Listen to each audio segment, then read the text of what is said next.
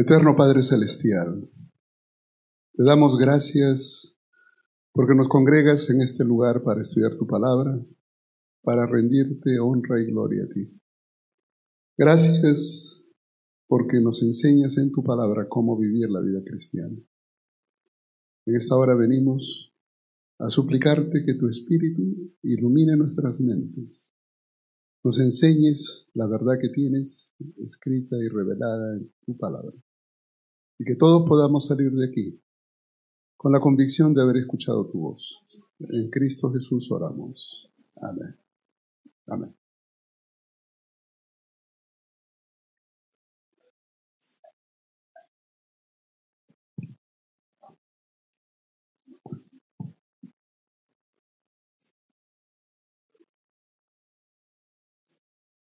Los que tienen el PowerPoint, le voy a pedir que si me ayudan a pasar, o de alguna manera puedo controlar eso aquí. Voy a invitar a todos a abrir sus Biblias en dos pasajes que van a ser el tema de introducción y reflexión de esta hora, que hablaremos del misterio de la deidad. Romanos 6, versos 25 al 27, ¿no? Y luego leeremos Colosenses 1, 25 al 27 también. Pero primero leamos Romanos 6, 25 al 27. Estos dos pasajes hablan de algo que yo no sé si ustedes han logrado captar en su profundidad. Pero quiero llamar su atención a lo que dice, especialmente voy a enfatizar en una frase. El verso 25 empieza diciendo: al que puede confirmaros según mi evangelio y la predicación de Jesucristo, según la revelación del misterio que se ha mantenido oculto desde tiempos eternos, pero que ha sido manifestado ahora. Y subrayo, ese misterio oculto por la eternidad ha sido manifestado ¿cuándo? ¿Ahora de hoy o ahora en el tiempo de Pablo? En el tiempo de Pablo. Dice, ha sido manifestado ahora, en los días de Pablo, y que por las escrituras de los profetas, según el mandamiento de Dios, se ha dado a conocer. ¿Se ha revelado en los días de Pablo? ¿A través de qué? De las escrituras, donde los profetas hablaron. Es decir, Pablo está diciendo que hay algo que ha estado oculto por edades, por siglos, por tiempos eternos, oculto, y que ahora se ha revelado. ¿Y qué ha usado Dios para revelar? Las escrituras de los profetas. Se ha dado a conocer a todas las gentes para que obedezcan la fe, y al único y sabio Dios sea gloria mediante Jesucristo para siempre. Amén. Revelación del misterio. Vuelvo a leer el verso 25 de una manera clara, la última parte. Según la revelación del misterio que ha sido mantenido oculto desde tiempos eternos y que ha sido revelado ahora. Si yo tengo un secreto y le digo al que está al lado, oye, te voy a contar un secreto, pero no le digas a nadie, ya eso es dilo nomás, ¿no? Desde el momento en que usted le dice el secreto, ¿sigue siendo secreto? ¿Se acabó? Oye, ¿y mi secreto? ¿Cuál secreto si ya está en el Facebook? No, es decir, una vez revelado, dejó de ser, ¿cierto? Lo curioso es que Pablo dice que hay un misterio que ha sido revelado, pero lo sigue llamando misterio. ¿Y cómo es eso? De que un misterio es revelado y puede ser llamado misterio. Pero si ya fue revelado, ¿cuál es el problema? Y aquí es donde nosotros necesitamos, primero, lo que nosotros llamamos definición de término. ¿Qué es un misterio? Usted va, y esto lo digo por ayudar a la audiencia a entender, Lo que normalmente se hace, y un profesor me dijo eso, ¿no? Mira, cuando tú no entiendas algo en la Biblia, anda al diccionario, mira qué significa en el diccionario, y con eso en mente vienes y lees la Biblia. Yo hice eso, terminé confundido. Porque si ustedes van al diccionario, vayan y busquen qué significa misterio. Ustedes tienen ahí su diccionario en la mano, vayan a Google, busquen el diccionario misterio, ¿no? Y ustedes van a encontrar cosas misteriosas que no se pueden entender, cosas secretas, imposible de penetrar, ¿no? Si usted viene con esa mente a la Biblia, con eso en mente a la Biblia, no va a entender. Termina confundido. Descubrí otra cosa. Dejemos que la Biblia defina por qué el misterio. La Biblia no tiene una definición así, misterio, no lo va a encontrar. Y así hay muchas cosas que si usted no le pone atención a lo que la Biblia dice, pues lógicamente termina tergiversando el significado. Y digo esto porque misterio es algo que usted puede conocer, porque dice la Biblia, se ha revelado, puede conocer, pero sigue siendo misterio porque no puede conocerlo todo. Voy a leer lo que dice Colosenses 1, 25 al 27. Vamos ahora a Colosenses. Y otra vez, Pablo está refiriéndose exactamente a lo mismo, no está cambiando de tema, es lo mismo. Dice el verso 25.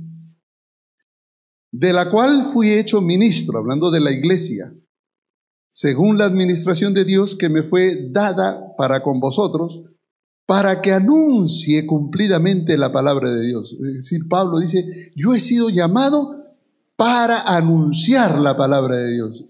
Y yo me identifico con Pablo, porque yo creo que eso mismo pasa conmigo. He sido llamado para cumplir, anunciar cumplidamente la palabra de Dios. Y entonces Pablo dice lo siguiente, el verso 26. ¿Para anunciar la palabra de Dios? Y el verso 26, ¿qué dice? El misterio que ha estado oculto desde siglos y edades, vuelve a repetir lo mismo, pero que ahora ha sido manifestado. Esa palabra manifestado es abierto. Se ha expuesto a sus santos, a quienes Dios quiso dar a conocer. Y ahora miren, ese misterio, Dios lo ha manifestado a sus santos para dar a conocer, ¿qué cosa? Las riquezas de la gloria de este misterio de entre los gentiles, que es Cristo en vosotros, la esperanza de gloria.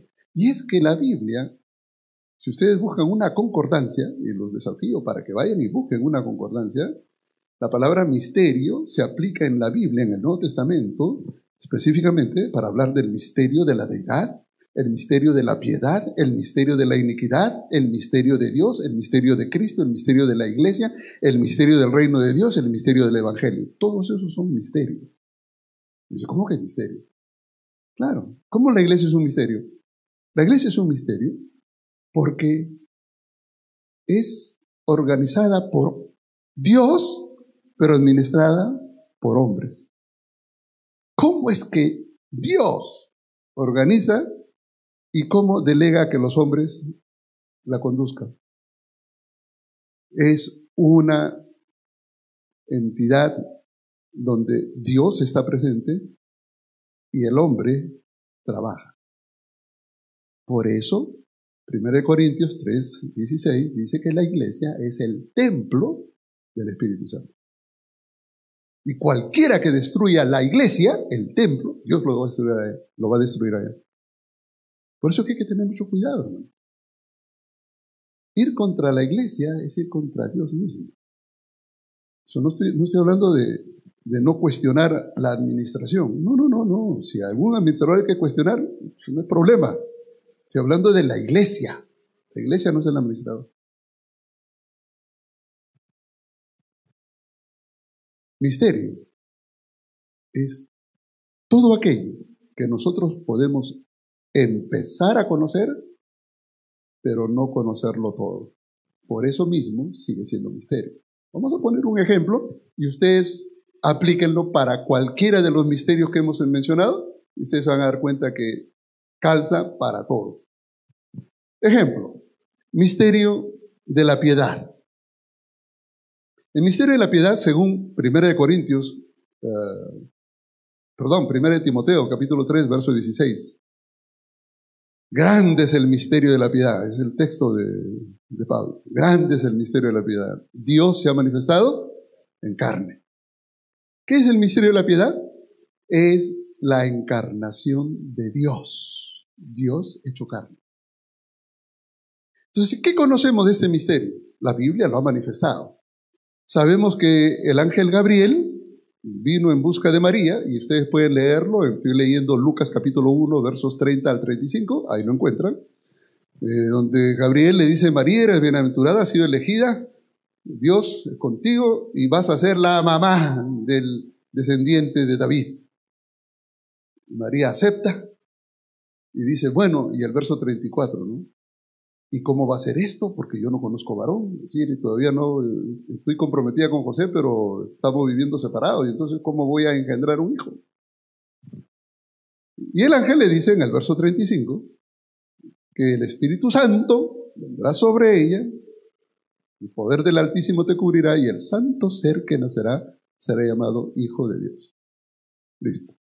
Sabemos que el Espíritu Santo engendró en María, y si a alguien le queda duda, lo que dice Lucas es refrendado por Mateo. Lean Mateo 1:18 y dice allí, al final del verso 18, que se halló que María concibió del Espíritu Santo. Y como José quiso dejarla, Mateo 1:20, al final, dice que el Espíritu de Dios, o el ángel, perdón, le habló a José en sueños y le dijo: lo que en María es engendrado, del Espíritu Santo es engendrado.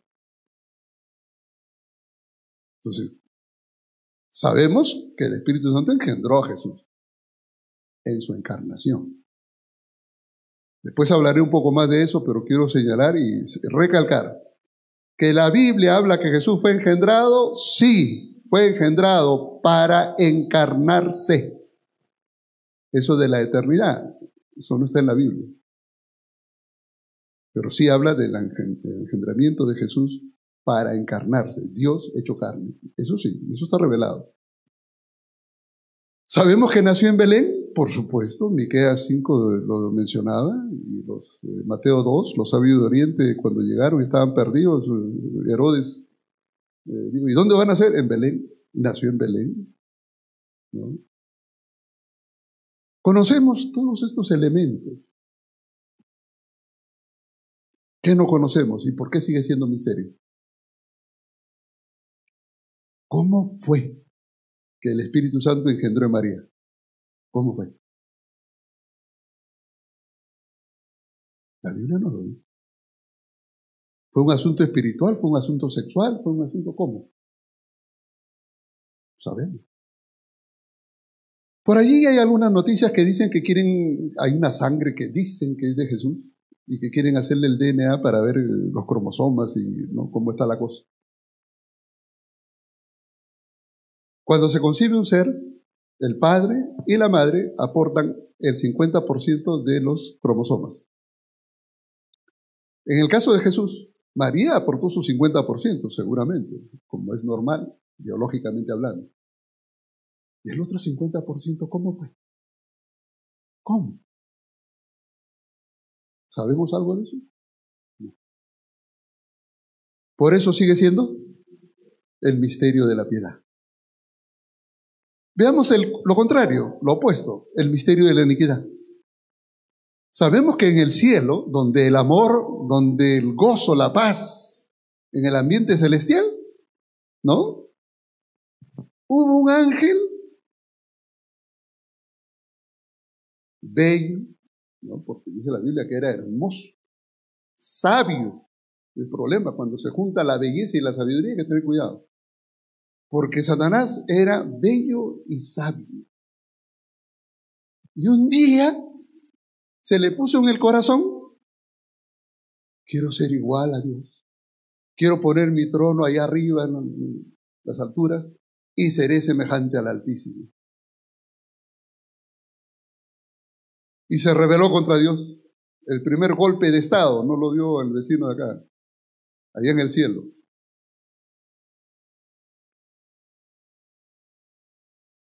Se rebeló contra Dios. Apocalipsis 12, 7, habla de la guerra en el cielo, cómo Satanás fue echado del cielo. Fue condenado a la destrucción y eso es lo que está esperando. Y él vino a perturbarle la vida a la creación de Dios. Anidó en este planeta y bueno, la historia sigue. Todo eso es parte del misterio de la iniquidad. ¿Por qué es misterio de la iniquidad? Porque hay algo que yo no sé. ¿Cómo es posible que un ambiente celestial, angelical, donde el amor de Dios reina, surge un ser egoísta, un ser ambicioso que quiere destronar a Dios, que quiere ser como Dios? ¿Cómo es que se origina eso? ¿Saben ustedes? ¿No? Por eso sigue siendo misterio. Pónganle el análisis a cualquiera de los otros misterios. Podríamos pasar todo el tema solo hablando del misterio, pero no es mi intención. Es simplemente para decirles que el misterio de la deidad es justamente eso, que nosotros conocemos, que hay un Padre, un Hijo y un Espíritu Santo. Conocemos cómo trabajan ellos. Lo que no sabemos, cosas que Él no nos ha revelado. ¿Cómo es que el Padre es? Algunos lo dibujan como un anciano de días, como dice Daniel 7, con barba blanca y canoso, ¿no? ¿Es así Dios? No, pero la Biblia lo describe. Y al Espíritu Santo como el viento apacible. Jesús dijo, mira, el Espíritu es como el viento, tú sientes el efecto, la brisa, pero no lo ves. Así es todo aquel que es nacido del Espíritu de Dios. Otra vez aparece como paloma, otra vez aparece como fuego. Entonces uno se pregunta, ¿y entonces qué es el Espíritu Santo? La Biblia no ha descrito la ontología, es decir, el ser del Espíritu Santo, solamente el trabajo. Y aquí quiero llegar. Cuando hablamos del misterio de la deidad en la Biblia, el énfasis y casi todo lo que habla la Biblia tiene que ver con la acción de la deidad, no con la foto de la deidad. Y quiero ser claro en esto. La foto es, aquí estoy, me pongo guapo, ya que, listo, tómeme la foto. Listo, ese soy yo. Dios no está preocupado en que le tomen la foto para ver cómo el Padre, el Hijo y el Espíritu Santo, qué medida tienen, cómo son iguales en forma, en tamaño. No. Si queremos tener la única foto de Dios, porque digo, no conozco otro texto que se acerque más, pero hay solo un texto donde se habla de Dios, directamente hablando de quién es Él en su ontología, es Éxodo 3:14. No hay más. Éxodo 3:14 nos dice, Dios se autorrevela como diciendo, yo soy el que soy, el existente. Por eso es que algunas versiones traducen el eterno. Esa palabra el eterno ya está no solo traducida, está ya interpretada. Porque en realidad la traducción hebrea es yo soy el que soy, el existente, o el que existe siempre.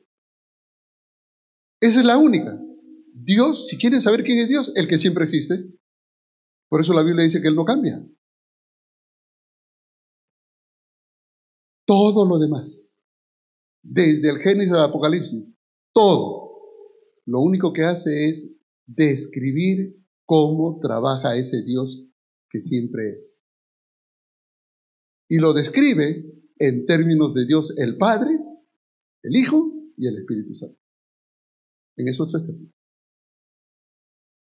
Y por eso hablamos del misterio de la deidad. Si alguien quiere conocer a Dios, la Biblia le va a mostrar a Dios en lo que Dios hace por rescatar la humanidad. Por eso cuando Cristo vino, en Juan capítulo 1, verso 18,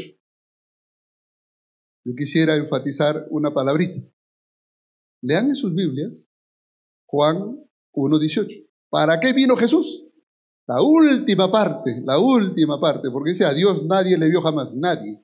Y siendo que a Dios nadie lo vio jamás, ¿qué ha venido a ser Jesús? Dios no puede ser visto por el hombre, no lo pueden entender. Jesús vino a darle a conocer. Yo tengo acá una Biblia griego. Les voy a decir a todos los que después de almuerzo quieran mirar. Acá. Este es un interlineal griego español, así que lo pueden leer en español. Ustedes pueden buscar en español ahí. Y les desafío para que vengan y lo lean, especialmente aquellos que tienen problemas de entendimiento de este asunto. Háganlo. Va a estar a disposición. Yo solamente quiero señalar la palabra. Al final dice, Jesús le ha venido a dar a conocer. ¿Saben esa palabrita? Le ha dado a conocer. Le ha dado a conocer. Esa es una interpretación de la traducción. La traducción, en la palabra original, es que Jesús ha venido a hacer una exégesis de Dios. Jesús ha venido a hacer una exégesis de Dios. Y la palabra que se usa es esa, exegesato, de exégesis. ¿Y qué es una exégesis? Es una explicación de un pasaje de una manera analítica. En otras palabras, lo que está diciendo Jesús es que Él ha venido a hacer una explicación clara, contundente, de quién es Dios. ¿Y quién puede hacer una revelación de Dios? Solo Dios. Por eso es que cuando uno estudia el texto, es que, por eso le decía, es que hay que tener un concepto más amplio del término para poder entender que solo Dios puede explicar a Dios. Y como decía el colega anteriormente, en 1 Corintios 2:10, solo el Espíritu de Dios conoce las profundidades de Dios, porque solo Dios conoce lo que es Dios. Y en ese mismo sentir, tanto el Padre como el Hijo y el Espíritu Santo se conocen. Nadie más. Nadie puede pretender meterse a la deidad. Jesús vino a dar a conocer al Padre. Pero más que conocer, vino a explicar quién es el Padre. Dicho esto, ya estamos en condiciones ahora de estudiar la Biblia. Porque todo esto he tenido que hacer solamente para que ustedes entiendan hacia dónde vamos. Que no es cuestión de leer el texto y divagar en el texto. Es entender lo que leemos. Y mi preocupación es esa, que entendamos. Ahora sí estamos en condiciones de ir a Efesios capítulo 1, versos 3 al 5, porque es allí donde empieza todo. ¿Ustedes quieren saber cómo Dios trabaja? Vamos a ir al texto bíblico donde Él nos enseña cómo trabaja. Y quiero subrayar varios aspectos aquí. Lo que está en negro, arriba. Dice, Dios nos bendijo. Nos bendijo. No dice, nos va a bendecir, no es futuro. Él ya nos bendijo. Asunto que ya está dado. ¿Ok? No es presente, no dice Dios nos bendice. No, es pasado. Ya nos bendijo. Sigamos leyendo. ¿Dónde? En los lugares celestiales. Dios nos ha bendecido ¿dónde? En los lugares celestiales. Te ha bendecido a ti y a mí en los lugares celestiales. La pregunta que les tengo ahora es, ¿cuándo usted ha estado en los lugares celestiales para recibir esa bendición? ¿Hemos estado alguna vez en los lugares celestiales? No. ¿Y dónde Dios nos ha bendecido? En los lugares celestiales. Nosotros no hemos estado ahí. Todavía no hemos estado ahí. Los que perseveremos por la fe en el Señor y en la palabra de Dios, llegaremos a eso. Entonces, ¿cómo hemos recibido nosotros esas bendiciones? En Cristo. ¿Quién sí estaba en los lugares celestiales? Cristo.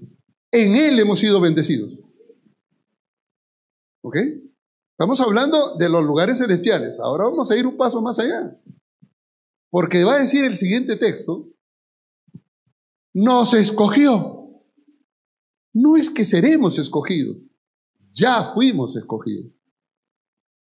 Usted tiene que tener la convicción de que Dios ya lo escogió. Ahora, que usted quiera salirse del equipo, ya eso es otra cosa.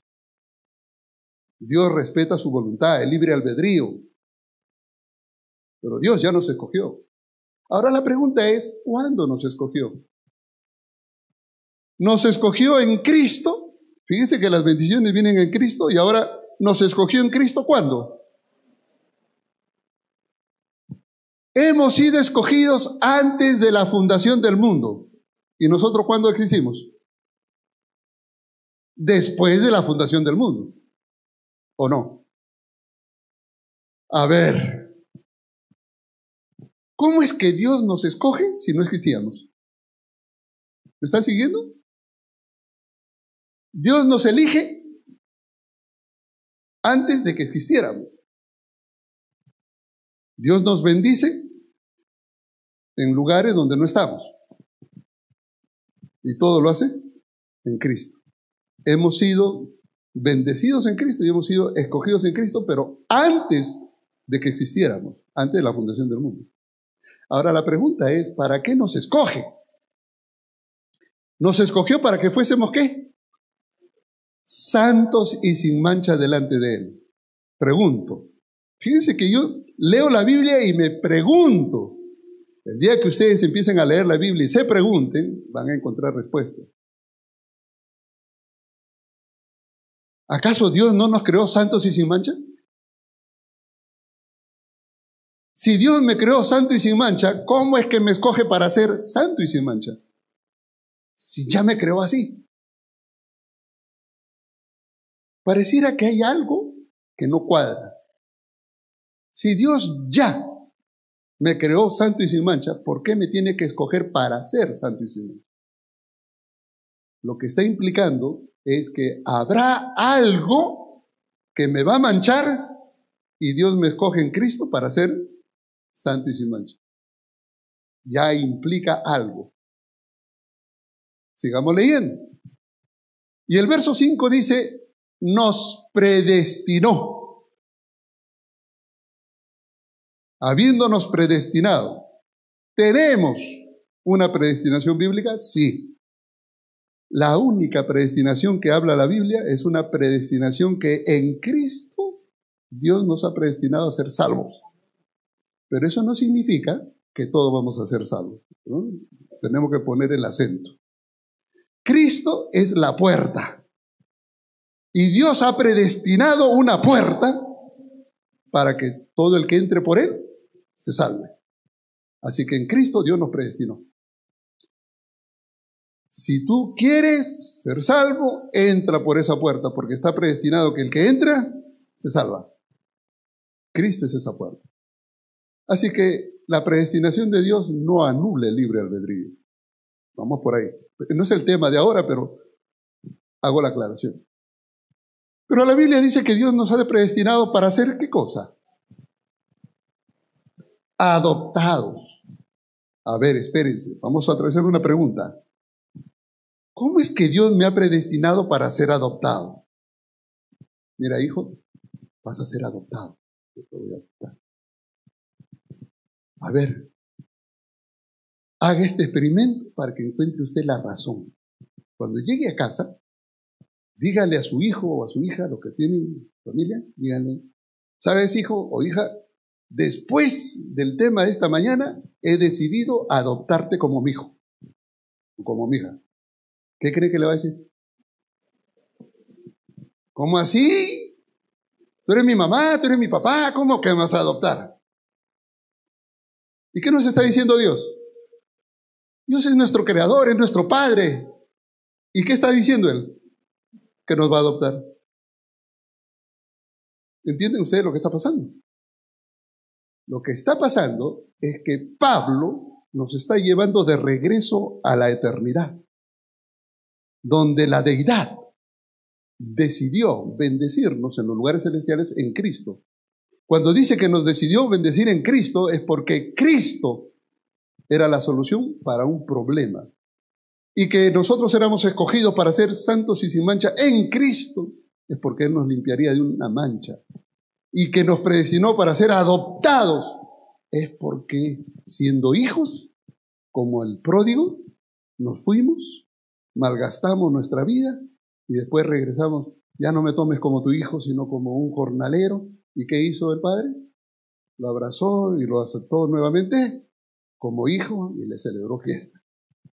Y así será para cada pecador que se arrepiente, dice la Escritura. ¿De qué me está hablando aquí? Desde antes, y ahora quiero subrayar esto, desde antes de la fundación del mundo, el Señor preveyó que si el hombre pecaba, o cualquier mundo de los creados, porque no es el único planeta que existe criatura, cualquier lugar donde el pecado anidara, Cristo sería la bendición. En Cristo seríamos escogidos para ser sin mancha y en Cristo nosotros seríamos adoptados nuevamente como hijos de Dios. ¿Qué significa eso? Que había un plan elaborado antes de la fundación del mundo para salvación de la humanidad. Y entonces algunos recurren al lenguaje más fácil. Miren, todo el tiempo que me he pasado para explicarle algo que ustedes ya saben. Elena White lo dice en estos términos. Patriarcas y profetas dicen que tan pronto el pecado entró en el mundo, Dios activó el plan de salvación que había elaborado ya. El pecado no tomó por sorpresa a Dios. Dios tenía un plan para salvar a la humanidad. ¿Y lo dice Elena White? Pastor, pero usted hubiera leído esa cita y ya. Es que lo que yo estoy diciendo, le vuelvo a repetir. Yo prefiero que la Biblia hable. Y ustedes se van a dar cuenta que Elena White corrobora lo que dice la Biblia. Pero está en la Biblia. Hay un plan desde antes de la fundación de este mundo para salvar a la humanidad. ¿Y quiénes estaban ahí? La deidad. La deidad. Y entonces nosotros necesitamos avanzar. Vamos a avanzar un poco más y vamos a leer en 1 de Pedro capítulo 1, versos 20, y 22 creo que es.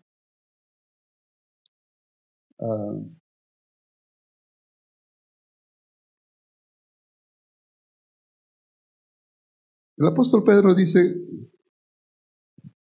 habiendo purificado nuestras almas por la obediencia a la verdad mediante el Espíritu, por el amor fraternal no fingido, amaos unos a otros, entrañablemente de corazón puro, siendo renacidos no de simiente corruptible, sino de incorruptible, por la palabra de Dios que vive y permanece para siempre.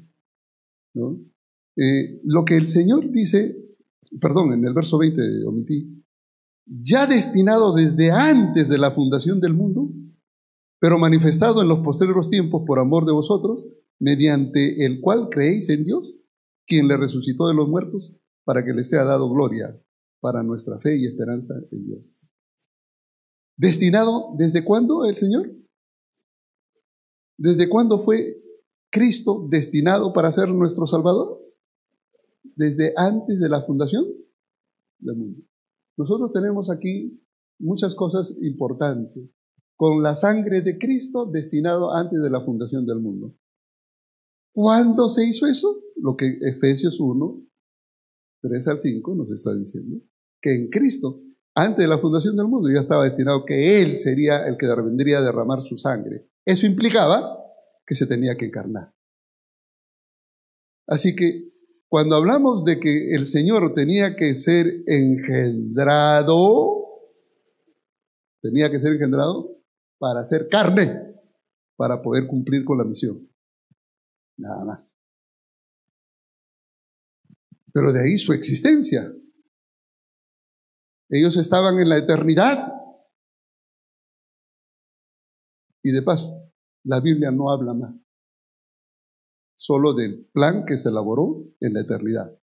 Porque todo esto acontece ¿cuándo? Antes de nuestra creación. Hebreos capítulo 13, versos 20 y 21. Si a alguien le queda duda, quiero llamar su atención a que este plan de salvación, Pablo lo define en términos de un pacto eterno. Fíjense ustedes, dice, y el Dios de paz que resucitó de los muertos a nuestro Señor Jesucristo, el gran pastor de las ovejas, por la sangre del pacto eterno. ¿Por qué Cristo derramó su sangre? Porque había un pacto eterno. ¿Y cuándo se hizo ese pacto? Antes de la fundación del mundo. Hasta ahí hemos aclarado un punto. Ahora sí vamos a ver cómo se realiza la función de ese pacto eterno. Entonces vamos a avanzar un poquito más y decir entonces, vamos a ver, aquí. Ustedes pueden ver aquí el pacto eterno, el plan de salvación, Efesios 1, ahí lo tienen. Todo eso que hemos hablado, ¿cuándo acontece? Antes de la creación. Antes de la creación.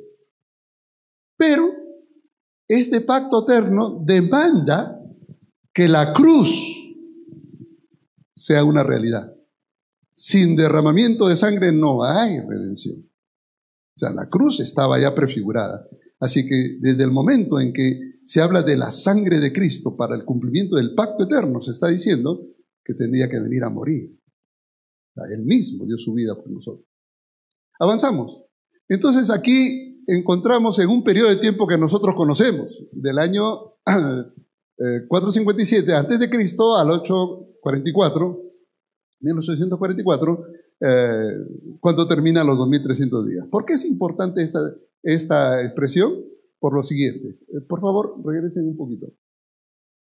Porque este periodo de tiempo, en el cual nosotros nacemos justo al final, la última semana, recuerden ustedes que 70 semanas, de aquí de este año al año 34, hay 490 años.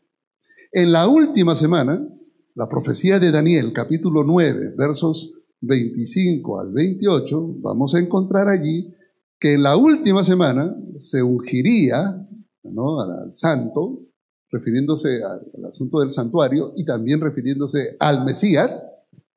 A la mitad de la semana se quitaría la vida al Mesías y al terminar la semana 70, pues se acabó el tiempo del pueblo de Dios, de Israel como pueblo de Dios, y vendría el tiempo de los gentiles.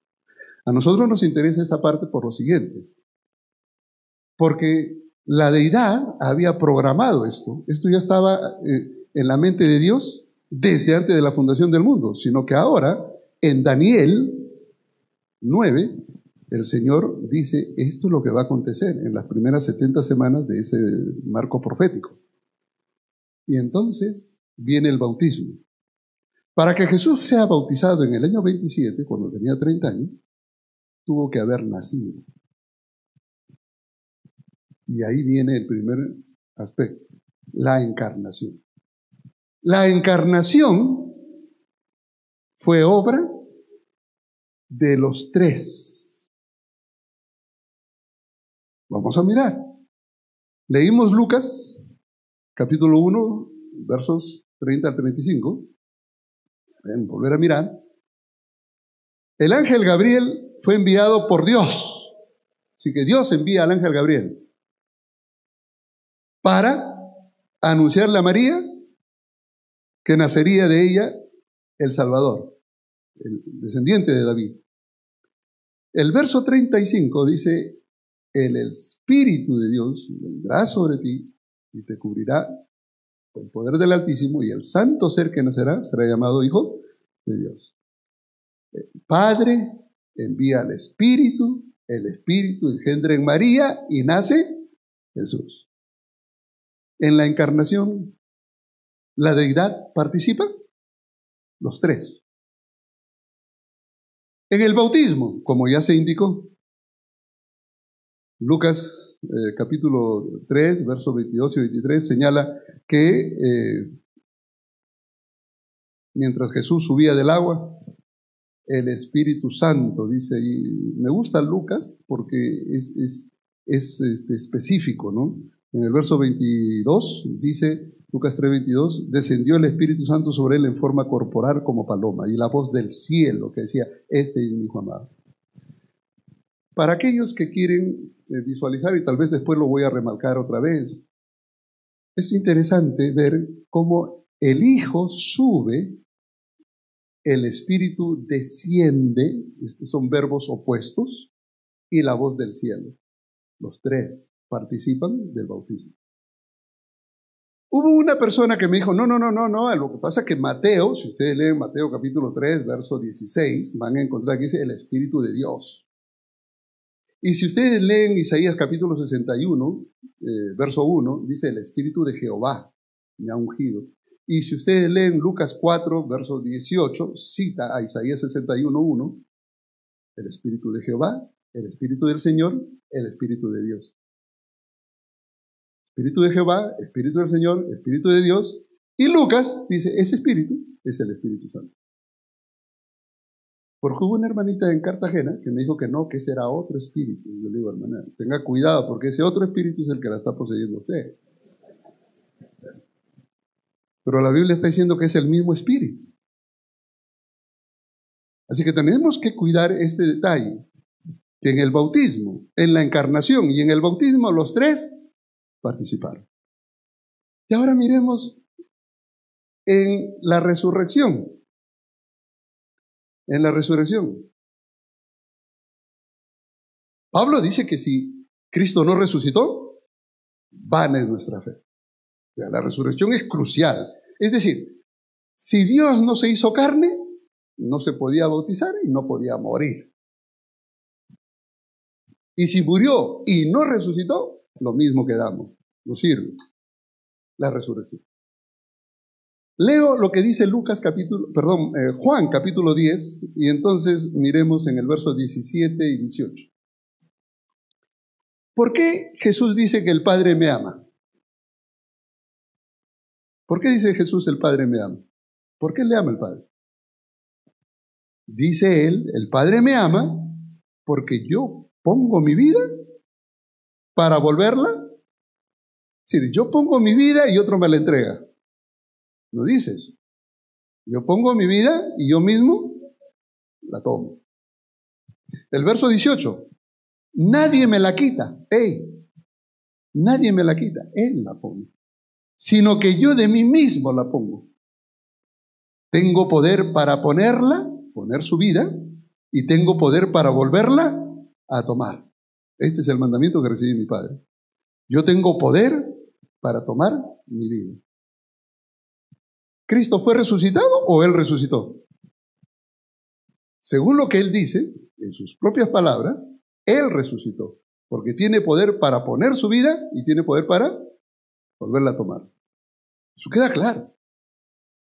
Pero cuando usted lee en otros pasajes, encuentra, por ejemplo, antes de ir a eso, yo quiero, si a alguien le queda duda, lea 1 Corintios 15:4. Dice, Cristo resucitó. No dice, Cristo fue resucitado. No. Dice, Cristo resucitó. ¿No? Y en 1 Corintios 15:12 vuelve a repetir, Cristo resucitó.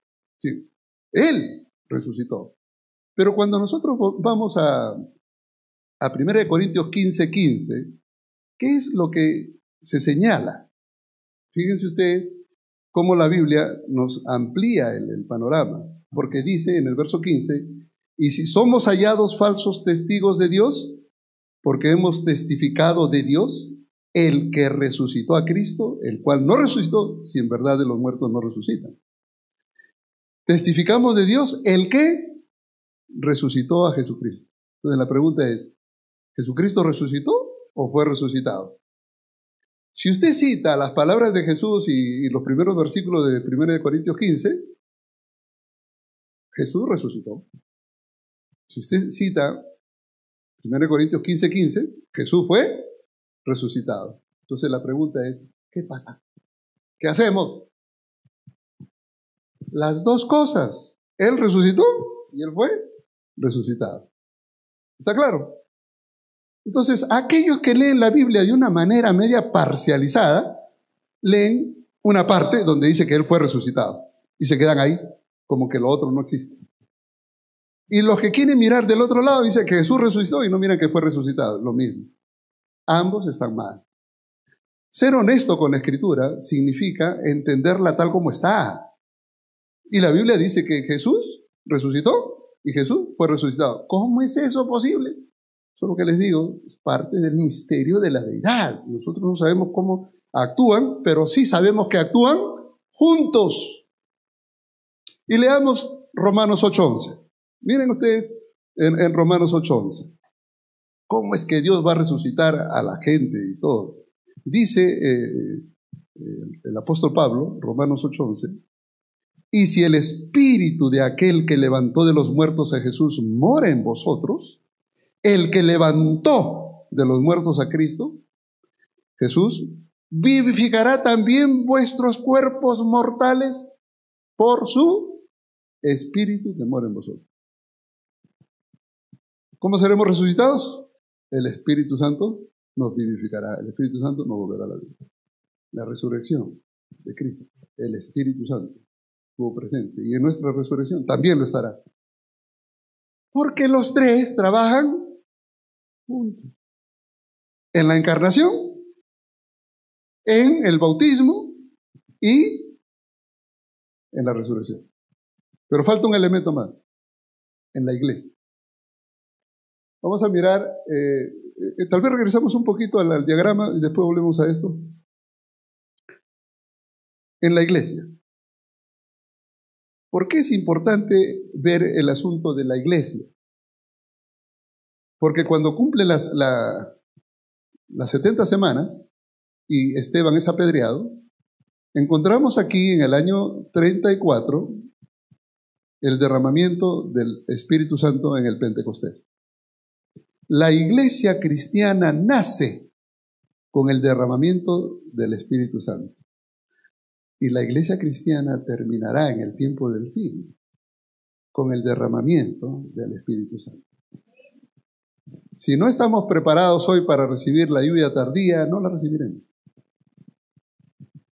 La lluvia tardía a la que se refiere es exactamente lo mismo, el prototipo de lo que pasó en el Pentecostés. Ese fuerte pregón que se hizo en el Pentecostés será el fuerte pregón que se hará al final del tiempo cuando la lluvia tardía se manifieste, porque el Espíritu Santo se manifestará otra vez. Por eso es importante ver qué pasó en el Pentecostés y qué pasará a futuro, porque lo mismo que pasó atrás va para adelante. ¿Ok? Y en ese sentido, vamos a leer Hechos capítulo 2. ¿Qué es lo que acontece? Voy a leer dos versículos previos, donde el verso 23 y 24, a manera de introducción, dice que Pedro, hablando de Jesucristo, dice que fue entregado, lo prendisteis, lo matasteis por manos de inicuos, crucificándole, al cual Dios levantó de los muertos, ¿no? Ahí está hablando de que ustedes le mataron, le crucificaron, pero Dios lo resucitó. Listo, hasta ahí estamos bien. Y entonces ahora él va a edificar sobre eso. Y leo el verso 32 y 33, porque ahora él va a decir algo más importante todavía. A este Jesús, vuelvo y tomo la misma idea del verso 24, a este Jesús resucitó Dios. ¿Ok? De lo cual todos nosotros somos testigos. ¿Por qué? Ellos estuvieron con Jesús después de la resurrección 40 días en Galilea. Somos testigos, claro, si les dio hasta desayuno. Somos testigos.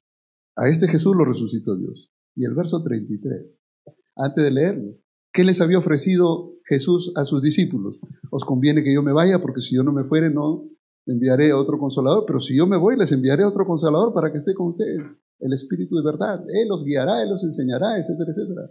Les había prometido. Bueno, lean el verso 33. Así que este Jesús que ahora ha sido resucitado, exaltado por la diestra de Dios, ojo, resucitado y exaltado a la diestra de Dios, se sentó en el trono de Dios, habiendo recibido, ¿quién recibió? Jesús, habiendo recibido del Padre, ¿qué cosa? La promesa del Espíritu Santo. Es decir, Jesús resucitado, entronizado en los atrios celestiales, recibe del Padre, ¿qué cosa?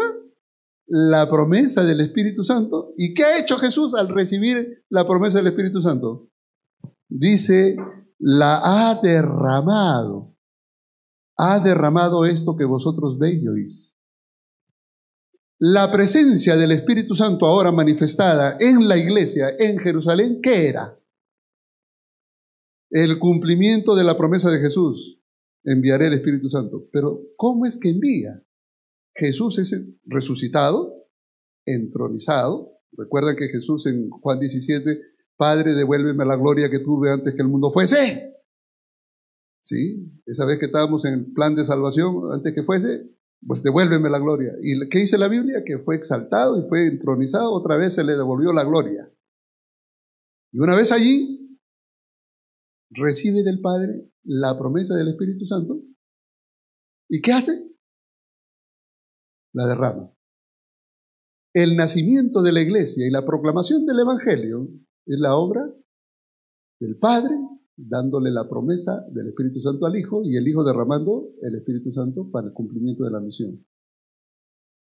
La iglesia surge por la acción de la deidad plural. Y esa misma deidad plural es la que está trabajando hoy para el derramamiento de la lluvia tardía dentro de poco. La Biblia nos enseña que Dios tiene un mediador único entre Dios y los hombres en el santuario celestial. En el santuario celestial. Pero nosotros tenemos un mediador en el corazón. Lean conmigo lo que dice 1 Corintios 6, 19, 16 al 19. 1 Corintios, el apóstol Pablo está señalando que nosotros, como cristianos, en el capítulo 3 habla de la iglesia, pero en el capítulo 6 habla del cristiano, el verso 19 especialmente. ¿O ignoráis que vuestro cuerpo es templo del Espíritu Santo, el cual está en vosotros y el cual tenéis de Dios y que no sois vuestros? Está hablando de cada creyente. ¿Ignoráis que vuestro cuerpo es templo del Espíritu Santo? Entonces la pregunta que nos hacemos es, ¿cómo es que la deidad funciona y trabaja hoy? Mientras que Hebreos 8, verso 1 y 2, habla de que Cristo intercede por nosotros en el santuario celestial, ¿quién mora en nuestro corazón? El Espíritu Santo. ¿Y qué somos nosotros para el Espíritu Santo? Templo. Y como templo, ¿qué hace Él? Vamos al texto que estaban hace un momento en Romanos capítulo 8, creo que es. 8, 26, 27. ¿Pueden poner el texto? Gracias. Encontramos nosotros aquí que Dios, ¿no?, obra ahora en favor de sus hijos. El Espíritu nos ayuda en nuestra debilidad, pues ¿qué hemos de pedir como conviene? No lo sabemos. No sabemos ni orar. Pero el Espíritu mismo intercede por nosotros con gemidos indecibles. ¿Dónde intercede? En nuestro corazón. Somos templo del Espíritu Santo. Tenemos a alguien que nos ayuda internamente. Lo que dice Pablo. Y tenemos un intercesor en el santuario celestial. Y hay alguna persona que me dice, entonces tenemos dos intercesores. Yo solamente digo lo que la Biblia dice. Que el Espíritu Santo mora en nuestro corazón, somos templo del Espíritu Santo y Él intercede en nuestro corazón para ayudarnos a pedir como conviene, para ayudarnos a vencer las tentaciones en nuestro corazón. Y en el santuario celestial Cristo nos mantiene todavía la gracia, la puerta abierta para la salvación. La deidad sigue trabajando junta. No es un trabajo de uno, es el trabajo de tres. Siempre tres. Y cuando alguien hizo la pregunta hace un momento de que si en el Antiguo Testamento el Espíritu Santo hay manifestaciones, por supuesto que hay un cerro de manifestaciones. Por supuesto. ¿Quién le dio la fuerza a Jefté para luchar? ¿Quién le dio a Gedeón? ¿De dónde tuvo la fuerza Sansón? ¿Del pelo largo? No. Lean bien, el Espíritu de Dios estaba con ellos, fortaleciéndolos. Siempre estuvo ahí. El Espíritu trabaja al igual que Cristo, trabaja en el santuario celestial. El Paracletos, el otro consolador que el Señor nos ha prometido y que después hablaremos, está con nosotros para ayudarnos aquí en la tierra a fortalecernos en nuestra debilidad, así como cuando Cristo estuvo en la tierra y ayudó a todos los necesitados en sus debilidades y flaquezas. Hoy el Espíritu Santo hace ese trabajo porque Cristo intercede por nosotros en el santuario celestial. Y mis hermanos, hoy el Espíritu Santo trabaja en nuestros corazones para convencernos de justicia, de pecado, de juicio. Nosotros necesitamos tener oídos abiertos, porque dice que si oís la voz, no endurezcáis vuestros corazones. El Señor nos habla a través de su palabra. Eso es lo que la palabra dice. Yo lo único que he hecho es solamente ayudarles a entender cómo la deidad plena, Padre, Hijo y Espíritu Santo, trabaja. Y algunos van a decir,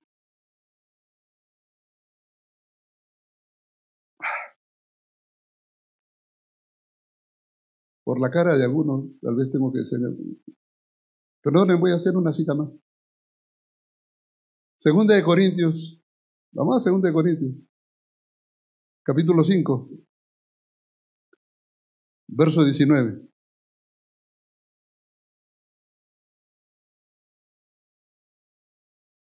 ¿Quién estaba en Cristo reconciliando al mundo? ¿Quién? El Padre. Algunos dicen que Cristo vino para apaciguar la ira del Padre. ¿Cómo leen ese texto? Dios estaba en Cristo reconciliando al mundo consigo mismo. Dios estaba en Cristo. Ey, ¿no es que Cristo murió? ¿El Padre se la llevó suave? No, Dios estaba en Cristo. Y Colosenses 2:9. En Cristo. No solamente estaba en la obra de Cristo y en la manifestación de Cristo encarnado, no solamente estaba el Padre, porque dice allí textualmente, en Cristo mora corporalmente la plenitud de la deidad. Hermanos, Dios, según las parábolas que estudiamos hace 2 semanas, dice, y le hablé en parábolas para que teniendo ojos no veáis, y teniendo oídos no oigáis. Porque esto hay que discernirlo espiritualmente. Hay muchas fábulas y filosofías en estos momentos entrando a la iglesia, y vendrán muchas más. Yo lo único que he hecho es mostrarles en la Biblia cómo trabaja la vida. Y en lo que sigue adelante, seguiremos edificando sobre ello. Pero es que no hay... Si hubiera alguna forma de decir que es de otra manera, mis hermanos, yo de corazón se los diría. Pero no es así. El Espíritu Santo hoy trabaja en nuestros corazones para ayudarnos. Él os enseñará, Él os guiará a toda la verdad. Tu palabra es verdad. Dejemos que el Espíritu Santo nos hable. Dejémonos guiar por el Espíritu de Dios a través de su palabra. Pero no seamos prejuiciados y selectivos. Tomemos la palabra de Dios tal como está. Seamos honestos con la palabra de Dios. Y verán ustedes algo diferente en su vida. Que Dios los bendiga, mis hermanos. Sigamos estudiándolo.